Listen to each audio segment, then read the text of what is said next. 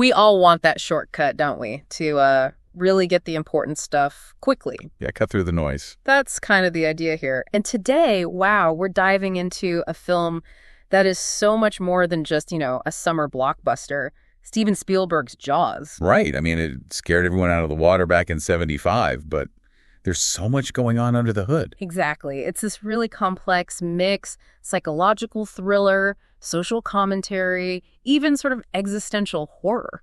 And we've looked at some really insightful analyses that break down why it still hits so hard. It's not just the shark. No, definitely not. It's fear, it's systems failing, it's masculinity, all sorts of things. So our mission today, if you will, is to unpack all that richness, all those anxieties bubbling up in this iconic story. Okay, so quick plot refresh for anyone who somehow missed it. Though, I mean, has anyone really missed Jaws? Probably not, but okay.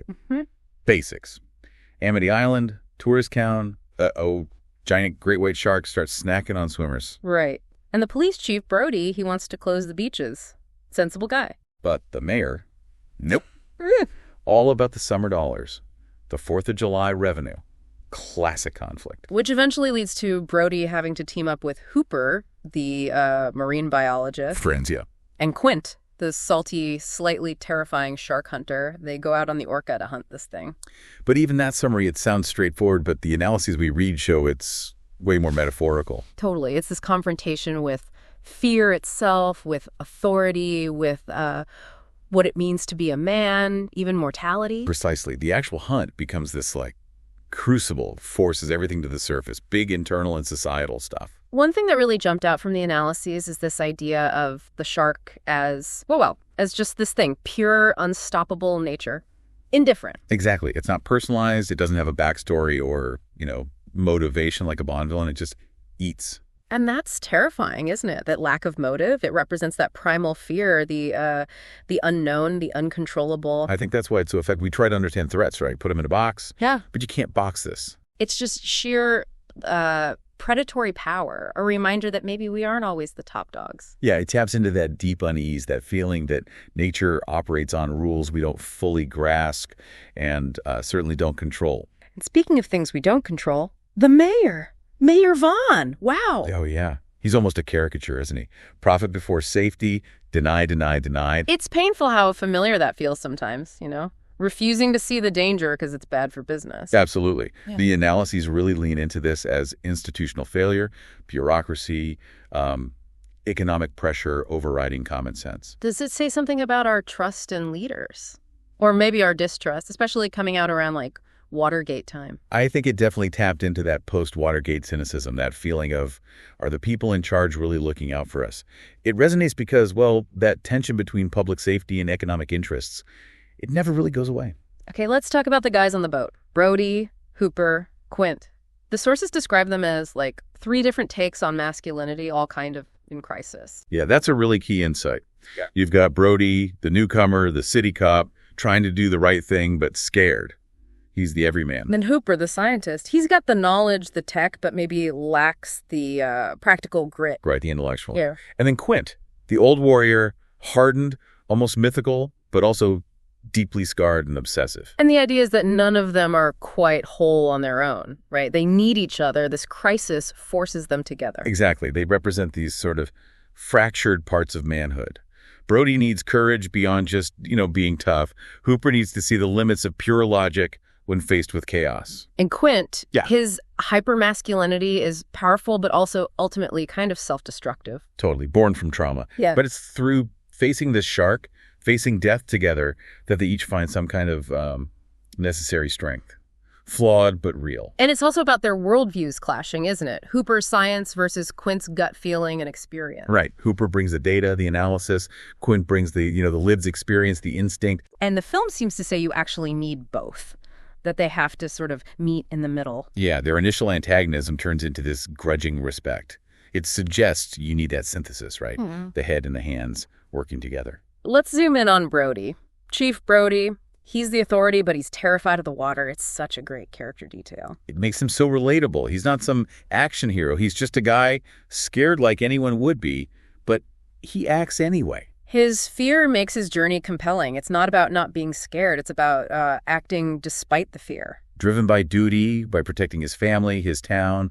It's a more, I think, realistic kind of heroism. And Hooper starts out so confident with his charts and his cage. Yeah, Mr. Oceanographic Institute, all the gear, all the theories. But then he comes face to face with the reality of the shark, and that scientific certainty kind of wobbles. It does. The sources talk about this leading to a kind of philosophical humility. He sees the limits of logic. He realizes some things are just bigger, wilder than the textbooks. Exactly.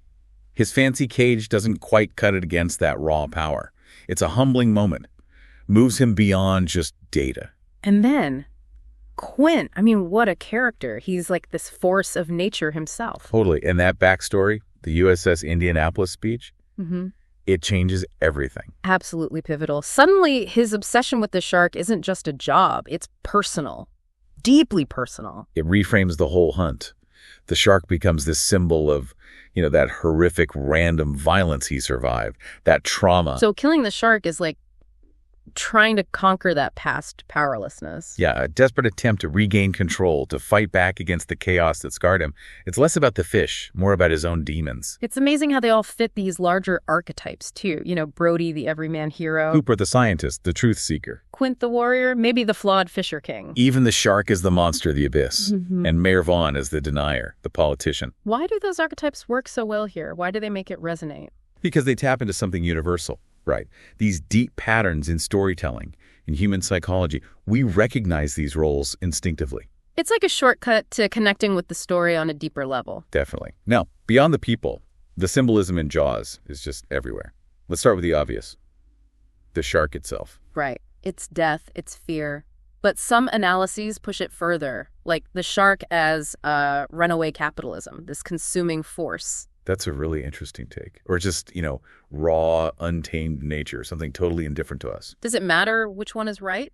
Or is the power in the fact that it can be all those things? I think that's it. The ambiguity is key. It holds all these meanings. Primal fear, economic anxiety, nature's power. That's why it lasts. And the ocean, just this vast, terrifying unknown. Yeah, the unconscious, maybe. The place where our control just vanishes. Anything can come out of those depths. It constantly reminds you of how small and vulnerable the characters are. It's a perfect setting for losing control, for facing things bigger than yourself. Even the boat, the orca, it's more than just a boat, isn't it? Oh, yeah. It's the stage, right, where these three clashing personalities are trapped together.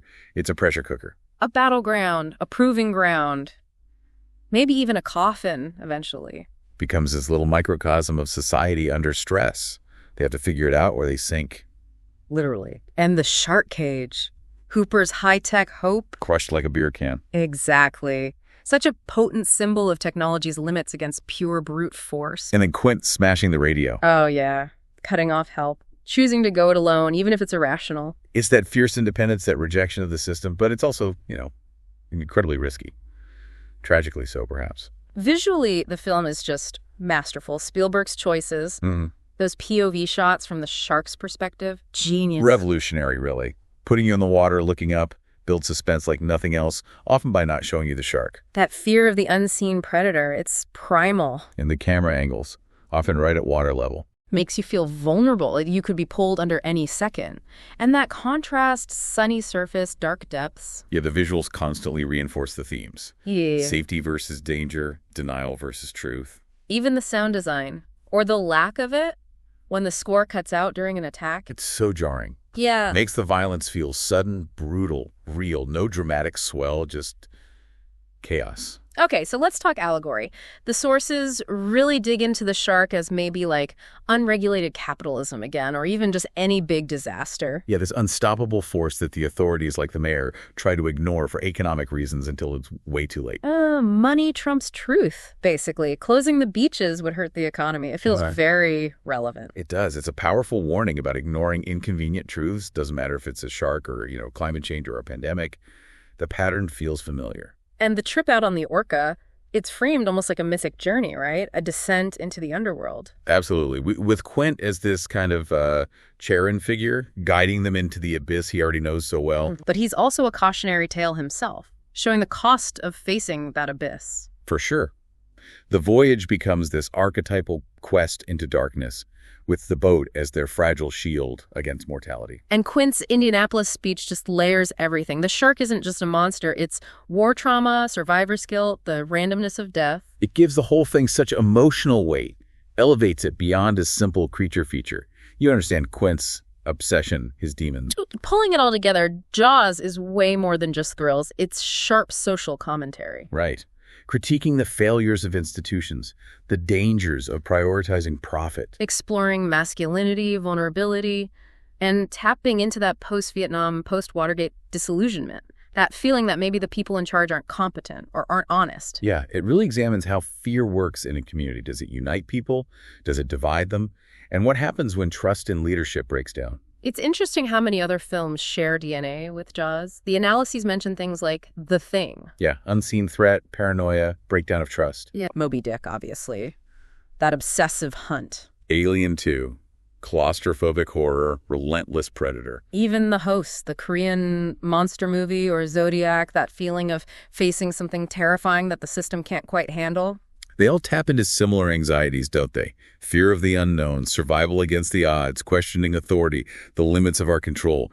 Jaws just bundled it all up perfectly. So yeah, reeling this in, Jaws' legacy is huge. And not just because it invented the summer blockbuster. No, it's because it tapped into something deep, something archetypal. It's like a modern myth. A parable about how fragile we are, faced with nature, faced with our own systems, faced with ourselves. It really makes you think about what lies beneath, doesn't it? In the ocean, sure, but also in our institutions, in our own minds. Its power lasts because those fears, those anxieties, they don't really go away. No, they don't.